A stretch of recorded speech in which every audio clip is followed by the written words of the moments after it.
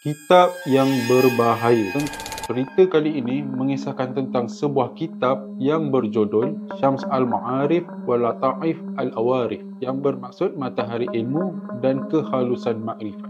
Kitab ini adalah merupakan sebuah kitab yang sangat terkenal dan penuh dengan misteri di dalam dunia Islam. Kitab ini ditulis oleh Ahmad Al-Buni yang telah pun meninggal dunia pada tahun 1225. Dia adalah seorang sufi dan sarjana daripada Afrika Utara. Kitab ini dianggap sebagai teks legenda yang mengandungi ilmu gaib, numerologi, sihir dan kebijaksanaan esoterik. Al-Buni adalah seorang pakar dalam ilmu huruf dan numerologi, di mana beliau percaya di setiap huruf Arab yang memiliki rahsia dan tenaga kosmik yang tersembunyi. Kitab ini mengajar bagaimana huruf, nombor dan ayat-ayat Al-Quran yang boleh digunakan untuk pencerahan spiritual, perlindungan, malah memperolehi kekuatan yang sangat luar biasa.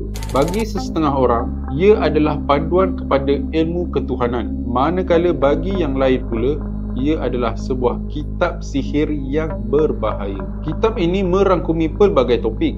Di antaranya adalah makna yang tersembunyi di dalam ayat-ayat Al-Quran, keajaiban nama-nama Allah di dalam sihir dan penyembuhan, azimat, tangkal dan rajah untuk perlindungan dan kekuatan. Ia juga ada numerologi dan ilmu huruf, seruan kepada makhluk gaib dan juga pengaruh astrologi terhadap takdir manusia. Walaupun berunsur misteri, kitab ini mendapat reputasi yang kontroversi. Ramai ulama yang mengutuknya sebagai kitab sihir dan menganggap perbuatannya adalah haram.